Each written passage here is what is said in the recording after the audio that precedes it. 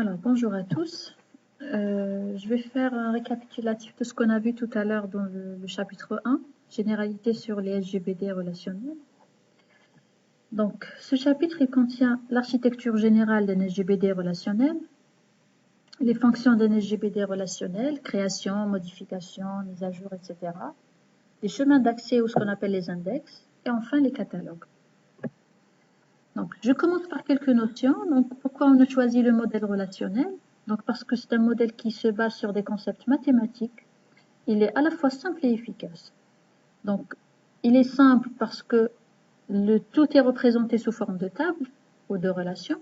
Il est efficace parce que cette simplicité, justement, elle permet de faire toutes les opérations tout en gardant la cohérence, etc. Donc, toutes les opérations effectuées sur ces tables, donc il est basé sur des tables, mais toutes les opérations qui sont effectuées sur ces tables, ça génère de nouvelles tables.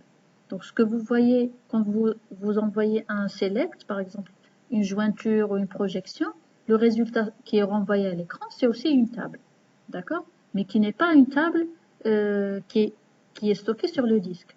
C'est le résultat d'un traitement sur les tables existantes sur le disque. Le SGBD, c'est quoi? Donc, c'est le système de gestion de bases de données ou un logiciel qui permet de manipuler et de créer les bases de données. Donc il permet d'héberger plusieurs bases de données à la fois. Donc, on n'est pas obligé d'avoir un SGBD par BD. Plusieurs bases de données sont hébergées dans le même SGBD, mais qui sont manipulées de manière isolée, bien sûr. Donc, le SGBD relationnel, c'est un logiciel qui permet de gérer le type relationnel seulement des bases de données. Il y a d'autres types, il y a des SGBD, des bases de données objets, etc.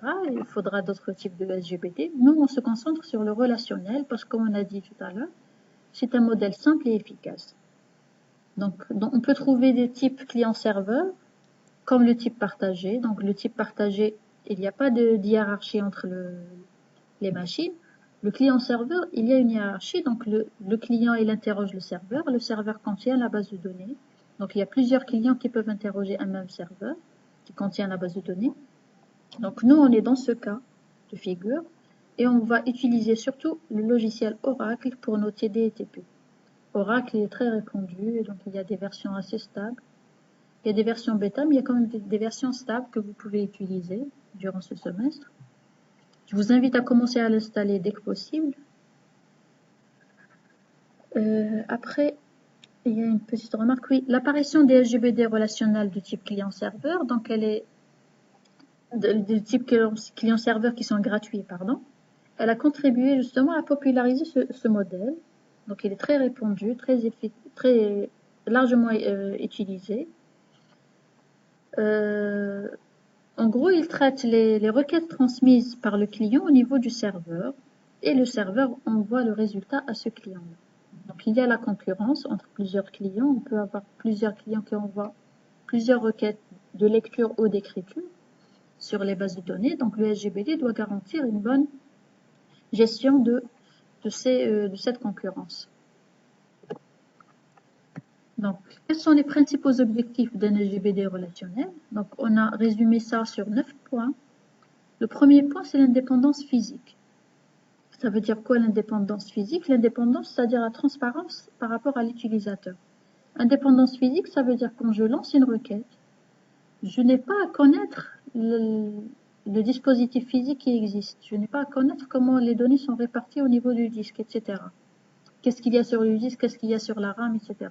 Donc ça doit être garanti par le SGBD. Un bon SGBD doit garantir une transparence pour l'utilisateur. Si les tables sont fragmentées ou pas, si elles sont indexées ou pas, ça doit être complètement transparent pour l'utilisateur. L'utilisateur, il envoie la requête, il reçoit la réponse. Il ne doit pas être gêné par la configuration physique. Le deuxième point, c'est l'indépendance logique. Donc, c'est comme pour le premier, indépendance logique. Logique, ça veut dire le modèle conceptuel, votre ensemble de classes. Si jamais il évolue, si je rajoute des tables, si j'enlève des tables, si je rajoute des attributs, etc., je dois à aucun moment gêner l'utilisateur. Donc, l'utilisateur doit pouvoir faire fonctionner ses requêtes sans qu'il se rende compte qu'il y a eu un changement d'attribut ou un changement de table. Donc, le troisième point, l'évolution de la base de données, ce qui est mise à jour, suppression, ajout, etc. Donc, ça englobe le premier et le deuxième point. Si jamais la base de données, elle évolue, je ne dois pas arrêter le système, je ne dois pas bloquer les utilisateurs. Quatrième point qui est la cohérence. La cohérence de données. Donc, elle permet de définir l'ensemble des contraintes d'intégrité. La cohérence, ça veut dire que les données doivent rester fidèles à leur définition de départ. Si jamais je veux représenter la scolarité, si ma base de données reflète la scolarité, je dois toujours trouver la table étudiant qui représente l'ensemble des étudiants. La table module représente l'ensemble des modules. Par exemple, la note doit être entre 0 et 20. À aucun moment, je peux saisir une note inférieure à 0, etc. Ça, c'est ce qu'on appelle respecter le premier cahier de charge. D'accord? Donc, ce qu'on appelle respecter l'intégrité des données. À aucun moment, je peux saisir, par exemple, des chiffres à la place du nom de l'étudiant, etc. Donc, on va voir plus tard quelles sont les contraintes d'intégrité, comment on les définit, etc. Ce sera dans les chapitres suivants. La limitation de la redondance, cinquième point. Donc, limiter et non pas zéro redondance, parce que l'idéal, c'est avoir zéro redondance, mais parfois, on injecte un minimum de redondance pour faire accélérer certaines requêtes. La redondance, parfois, ça ralentit les requêtes, mais un minimum, un petit peu de redondance, des fois, ça fait du bien aux requêtes. Ça permet d'accélérer certains types de requêtes. On va voir ça plus tard.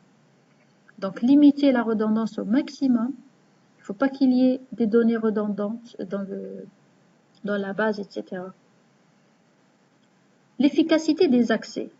Efficacité d'accès, ça veut dire que le temps de réponse doit être raisonnable, voire minimal. Le minimum, des fois, c'est difficile à atteindre, mais un temps raisonnable suffira. La partageabilité, donc on a dit le type client-serveur, donc il faut qu'il y ait plusieurs utilisateurs qui interrogent les mêmes données. Si c'est en lecture, il n'y a pas de souci, mais si c'est en écriture, donc il faudra savoir gérer cette simultanéité d'accès. Donc un bon SGBD doit permettre aux utilisateurs de faire des écritures en même temps, tout en respectant la propreté des données.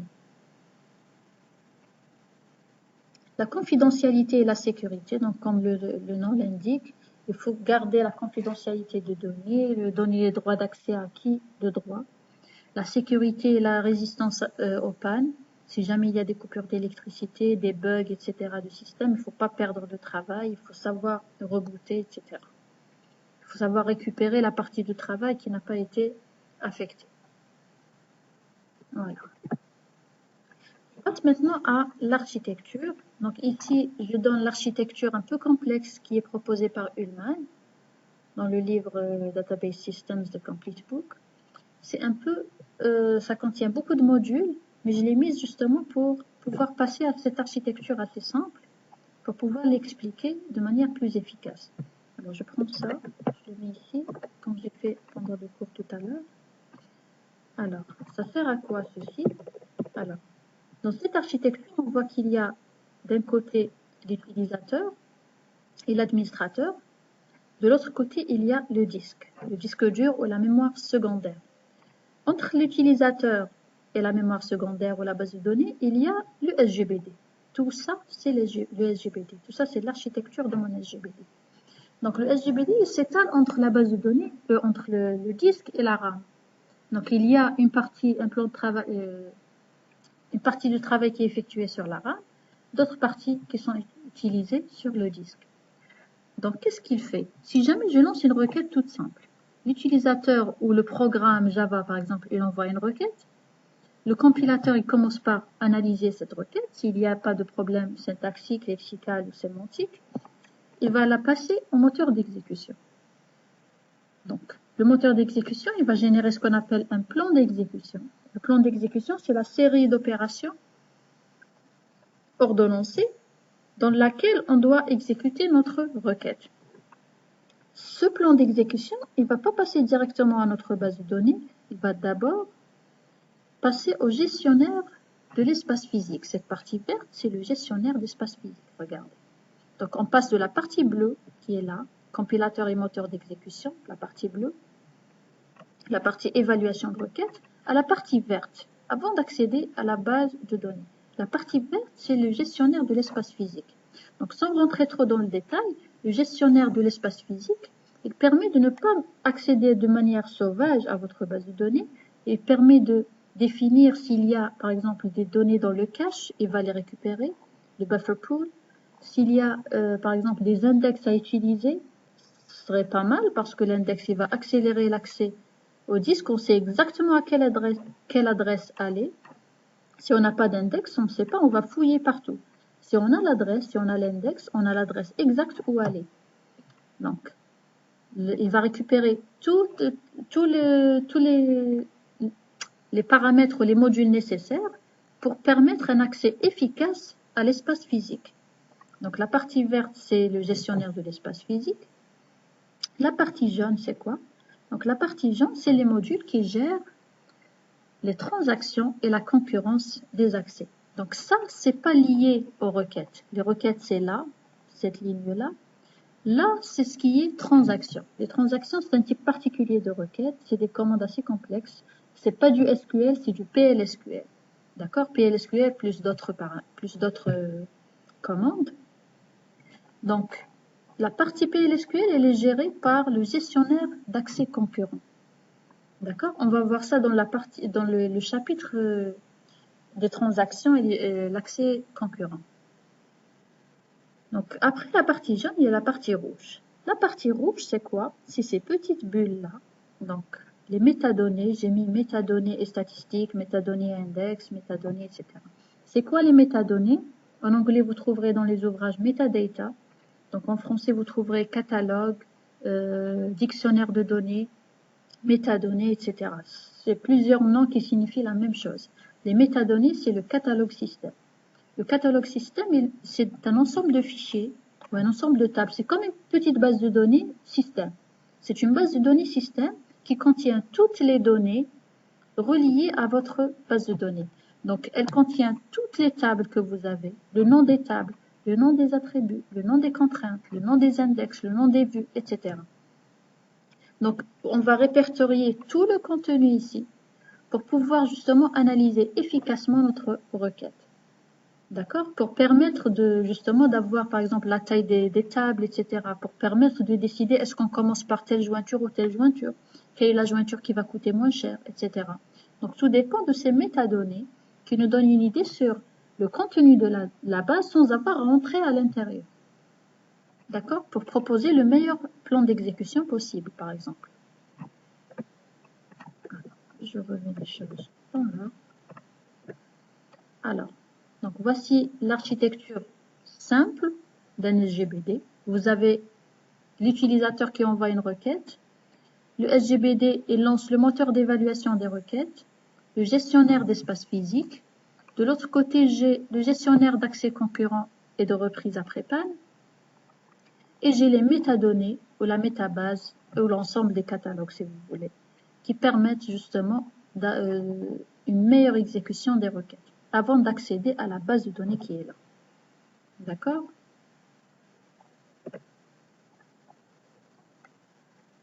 Alors, une petite parenthèse sur les modes d'interrogation. Donc, il y a le mode interactif et il y a le mode programmé. Si je reviens ici, donc le mode interactif, c'est-à-dire ce que vous avez toujours utilisé, hein. L'utilisateur, il envoie une requête devant son écran noir ou devant son interface graphique. Il envoie la requête, il attend la réponse, etc. Ça, c'est le mode interactif. Le mode programmé, si jamais, par exemple, il y a une application qui envoie un programme, Java ou je ne sais pas quel logiciel qui questionne le SGBD, normalement, vous l'avez fait l'année dernière. Donc, si jamais votre programme, il interroge, donc ça, c'est le mode programmé. Je peux le faire en mode différé. Par exemple, je le programme à minuit ou à 1h du matin, etc. Il lance l'ensemble des requêtes, comme pour les banques, etc. Donc, les banques, par exemple, ils envoient les mises à jour à partir de minuit. Donc, ils lancent un programme, ils le laissent en mode différé. Il va se lancer automatiquement à l'heure précise. Donc, ça, c'est le mode programmé. Donc, en général, c'est réservé aux programmes PLSQL, aux transactions, etc. Nous, on va travailler en mode interactif. Après, pour l'ensemble des fonctions gérées par le SGBD, donc, je propose un exemple de base de données très simple, base de données approvisionnement, fournisseur, pièces et fourniture. Donc il y a les deux tables fournisseurs et pièces, et il y a la relation entre les deux tables fourniture qui contiendra comme clé étrangère NF et NP et que ça va former sa clé primaire. Alors, comment assurer la création et la modification des données? Donc, création des tables. Voici la syntaxe. Create table, le nom de la table, avec l'ensemble des attributs. Bien sûr, à chaque attribut, j'associe un type. Les types, c'est varchar, 2, date, number, integer, etc. Par exemple, je veux créer la table fournisseur qui est là. Ça sera create table, fournisseur, NF de type number, nom de type varchar, ville de type varchar également, code de type integer, etc. Comme je peux créer une table à partir d'une autre table. Attention, la première table ici, je l'ai créée, elle est vide. Il y a juste la structure de la table. Il y a les attributs, mais il n'y a aucune ligne à l'intérieur. Par contre, si je fais cette deuxième alternative, je vais créer la table, mais avec du contenu à l'intérieur. Donc, je vais décider de créer la table, par exemple, fournisseur de Tunis, as cette requête. Donc, le contenu de cette requête va être sauvegardé comme étant une table. Donc, les attributs de ma table, c'est NF et nom. Donc, j'ai deux attributs pour ma table. Et pour les lignes, ce sera toutes les lignes renvoyées par cette requête. S'il y a 0 ligne renvoyée, la table sera vide. Voilà. Pour la modification, alors, je rappelle toujours, la modification des tables, ce n'est pas la modification des données. Les tables, c'est les structures. Table, index, vue matérialisée, vue, etc. Tout ça, c'est des structures. Donc, quand on modifie une structure, on fait drop ou alter. Quand on modifie les données, on met delete et update. Attention, ne pas confondre drop et delete, ne pas confondre update et alter. Quand on modifie la structure, par exemple, je veux enlever la structure table, je mets drop table, le nom de ma table. Par exemple, drop table, le fournisseur Tunis. Je vais supprimer cette table. Si je veux modifier, par exemple, la table fournisseur, je veux rajouter un attribut. Par exemple, je mets alter table, fournisseur, add type F. Je veux rajouter un attribut ici, type F.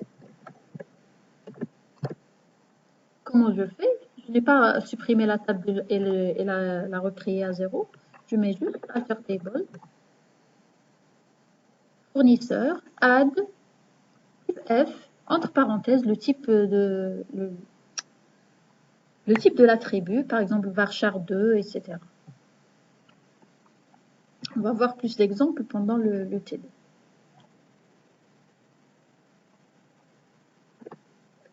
La mise à jour maintenant.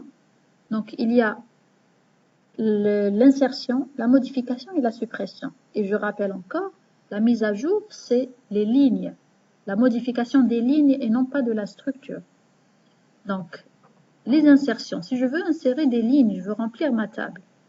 Ma table, elle est vide, je veux insérer des choses. Ou elle contient des choses, je veux encore l'alimenter. La syntaxe, c'est insert into, le nom de la table, l'ensemble des attributs, values, l'ensemble de valeurs. Et attention, ici, je mets l'ensemble d'attributs. Si j'ai à mettre tous les attributs de la table, je n'ai pas à mettre l'ensemble des attributs. Je mets directement insert into fournisseur values, comme ici. Regardez, ici, je n'ai pas mis l'ensemble d'attributs, j'ai mis directement values, parce que je vais insérer dans tous les attributs de fournisseur. Regardez. Et surtout, dans l'ordre. Il ne faut pas modifier l'ordre. Tout ce qui est chaîne de caractères, c'est entre cotes. Tout ce qui est valeur numérique, pas besoin de, c'est pas une chaîne de caractères. Voilà. Donc ça, c'est pour les insertions. Il faut respecter l'ordre. Et surtout, il faut mettre les valeurs obligatoires.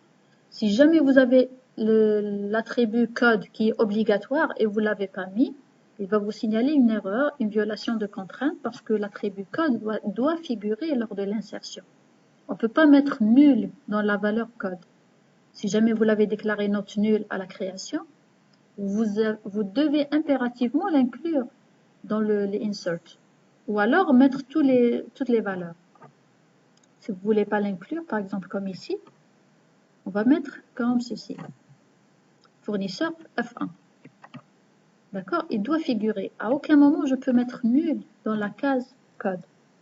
Si jamais je l'ai déclaré, note nul. Voilà. Alors, je peux aussi insérer à partir d'une autre table. Hein. Je peux insérer un ensemble de lignes au lieu d'une ligne seule. Pardon. Donc, je mets Insert into fournisseur Tunis, l'ensemble d'attributs. Au lieu de mettre value, je vais mettre select. Donc, le select, le résultat du select va s'insérer comme étant un ensemble de valeurs, tout simplement. Il faut bien sûr respecter la paire de valeurs ici et là. Ça doit être exactement le même ensemble. Pour la modification, c'est un update et non pas alter. Je le rappelle. Update votre table, set votre attribut modifié, donc code devient code plus 20 par exemple. Et surtout, n'oubliez pas la condition de modification. Si vous oubliez ça, il va mettre cette modification dans toute la table. D'accord? Donc, il va considérer que c'est true partout. D'accord? Donc, il faudra insérer la condition where will égale Alger par exemple, pour préciser à quel moment il faut faire le update. Pour la suppression, c'est la même chose. Si vous ne mettez pas le prédicat par exemple, where will égale Alger, il va supprimer partout. Si vous avez 1 million de lignes, il va supprimer toute la table. Elle sera vide au final. Et c'est pas ce qu'on cherche. D'accord? Donc, delete from fourniture, where NF in cet ensemble-là. D'accord? Ça, c'est une jointure indirecte. Voilà. Ça, c'est pour la suppression. On supprime avec delete, mais surtout, n'oubliez pas la condition, sauf si vous voulez vider votre table. Vider et non pas supprimer. Hein. Vider le contenu, la table, elle va exister, mais le contenu va être 0 ligne. L'avant-dernier élément, c'est les chemins d'accès ou les index. Alors, les index, c'est un arrangement de tuples. Un arrangement, ça veut dire un ensemble trié. Un ensemble trié de lignes en fonction des valeurs d'un ou plusieurs attributs, qui va former ce qu'on appelle la clé de recherche. Alors, votre index, ça va être comme une table, et à l'intérieur, vous avez 2 attributs par ligne. Le premier attribut, c'est la valeur de votre clé de recherche. Si vous décidez par exemple de créer un index par rapport au matricule de l'étudiant. Donc la clé, c'est la valeur du matricule. La deuxième valeur, c'est l'adresse. L'adresse, ça veut dire l'adresse physique de l'emplacement où se trouve cette ligne. Parce qu'ils seront éparpillés sur le disque. Là où on trouve une page vide, le SJBD va l'occuper. C'est pas comme à l'affichage quand on fait select étoile from une table, il va les afficher côte à côte. Mais en réalité, sur le disque, c'est pas le cas. Il y a plusieurs pages qui sont éparpillées un peu partout. Dès qu'une page se libère, il va remplir des données à l'intérieur. Il va juste garder le cheminement entre ces tables-là. Des pointeurs qui vont pointer d'une page à l'autre. Donc, pour retrouver ça, on va avoir une adresse pour chaque page. Donc, une adresse pour chaque ligne. D'accord? Donc, l'index, c'est l'ensemble de valeurs de clés indexées avec l'adresse exacte où se trouve cette valeur. Par exemple, l'étudiant 4001, je vais avoir son emplacement exact. Je n'ai pas à fouiller sur tout le disque, sur toute la table. Si j'avais pas d'index, je vais fouiller toute la table pour trouver l'étudiant 4001. Si j'ai l'adresse exacte, je vais aller directement. D'accord? Donc, les index, c'est des accélérateurs de requêtes. Donc, une requête qui s'exécute sur 10 secondes, par exemple, pour fouiller sur 1 million d'étudiants. Donc, elle va s'exécuter sur un dixième de seconde parce que j'ai l'adresse exacte où aller chercher l'étudiant. D'accord? Il y a 2 types d'index, donc le type primaire et secondaire.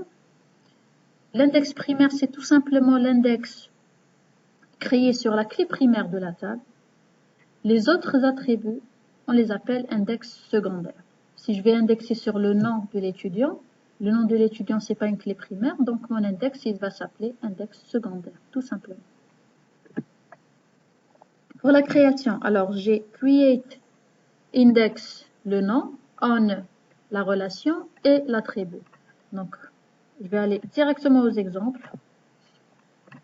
Alors, create unique index, le nom de l'index, on, le nom de la table, entre parenthèses, le ou les attributs requis pour cet index. Alors, si je mets NF pour fournisseur, NF, c'est une clé primaire. C'est une clé primaire, donc mon index, il est primaire, je vais mettre unique. D'accord? Si je veux créer sur un autre attribut qui n'est pas clé, par exemple ville, je vais mettre directement index. Je n'ai pas à mettre unique parce que l'index n'est pas primaire. L'attribut n'est pas clé, clé primaire, tout simplement. Donc, ce sera un index secondaire sur la table fournisseur, sur l'attribut ville. Donc, j'aurais pu créer avec deux attributs. Par exemple, ici, les deux attributs NF et NP, ça forme une clé primaire. Donc, j'ai mis create unique index.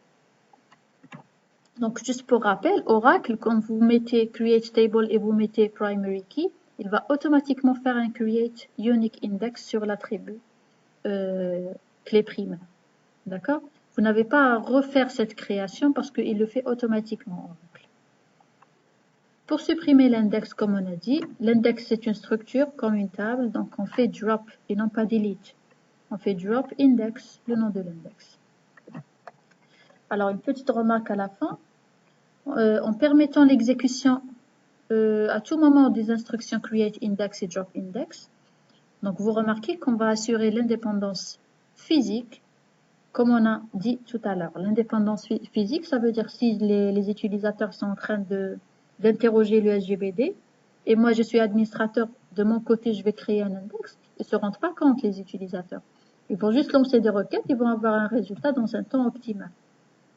Ils ne savent même pas que j'ai créé un index pendant qu'ils étaient en train d'exécuter leur requête. Enfin, pour les catalogues, alors les catalogues, comme j'ai dit tout à l'heure, c'est des fichiers système qui contiennent toutes les métadonnées ou toutes les informations sur les bases de données contenues dans le SGBD. Donc, c'est des tables, si vous voulez. C'est des tables, des fichiers qui contiennent toutes les informations requises pour le fonctionnement du SGBD. Donc, le catalogue relation, attribut et index sont les principaux catalogues, mais il y a plein d'autres catalogues. Si vous faites dict ou dictionary sur Oracle, vous tapez DICT sous Oracle, vous allez avoir au moins une trentaine de dictionnaires qui sont disponibles sous Oracle. Mais les plus importants sont ces trois-là. Il y a aussi le catalogue constraint, qui est assez important également. Le catalogue vue, Materialized View, Triggers. On va les voir plus tard dans les TP-TD. Donc, le catalogue relation, il contient toutes les informations relatives aux relations. Idem pour le catalogue attribut, index, etc. Donc, voici la structure. Le catalogue relation, il contient toutes les relations. Regardez, chaque ligne, c'est une relation. Le catalogue attribut, chaque ligne, c'est un attribut, etc. Tous les attributs de toutes les tables sont là. Toutes les relations de ma base de données sont là. Tous les index de ma base de données sont là. Bien sûr, les attributs, regardez, pour la table relation, elle n'a pas la même structure que la table attribut. La table relation, il y a le type de la relation, c'est soit S, soit B, soit V. S, ça veut dire que cette relation, c'est une table système. B, ça veut dire que cette relation, c'est une table de base de données, base, c'est-à-dire que c'est l'utilisateur qui l'a créée. S, ça veut dire qu'elle existe avec le système, c'est un fichier système qu'on ne peut pas toucher. Et V, ça veut dire que c'est une vue virtuelle. C'est pas une vraie table. Elle existe uniquement sur le catalogue, elle n'existe pas sur le disque. Une table de type V, elle aura toujours la cardinalité 0. Et le poids, c'est 0 également. Si on a la taille, par exemple, sous Oracle, vous allez voir qu'elle pèse rien du tout, une vue. L'identifiant, donc, c'est un numéro séquentiel. La taille d'un tuple, c'est la somme des tailles de tous les attributs en octets. Donc, si vous avez 5 attributs et chaque attribut il a une taille particulière, donc on va faire la somme de toutes ces tailles. La cardinalité, c'est le nombre de lignes, forcément. Le degré, c'est le nombre d'attributs. Date de création, tout ça, on s'en fout. Donc, pour le catalogue, c'est pareil. Le catalogue attribut, pardon, c'est pareil. Donc, numéro séquentiel pour identifier l'attribut. L'identifiant de la relation, c'est très important. À quelle relation il appartient? Ici, il appartient à la relation 100. Celui-là, il appartient à la relation 1. Le type de l'attribut, la taille, la longueur possible maximale pour cet attribut, etc. La position, c'est très important également. Lors des inserts, par exemple, je dois savoir quel est l'ordre dans lequel je vais insérer les valeurs. Lorsque je mets select étoile, je vais avoir l'ordre dans lequel je vais afficher mes résultats, etc. Alors, si vous avez remarqué ici, regardez, la table relation, elle est répertoriée dans le fichier elle-même. Regardez, on a la table relation et là, on a répertorié la ligne relation comme étant une table. La ligne fournisseur, la ligne fourniture, la ligne pièce, etc. On a toutes les tables. Même la ligne attribut, je vais la retrouver ici, juste en bas de relation. Je vais trouver la ligne attribut de type S, identifiant égale 2, la taille du tuple, c'est la somme de tout ça, etc. D'accord? Donc, pareil pour les index. Donc, il y a les index qui sont créés par le système, il y a les index qui sont créés par l'utilisateur. L'identifiant de la relation, forcément, à quelle relation ils appartiennent. La relation 100, elle est là, c'est la table fournisseur. S'il est primaire ou secondaire, P ou S, à quel attribut sur quel attribut on a créé l'index, etc. Donc, il peut y avoir une liste ici, il n'y a pas forcément un seul attribut.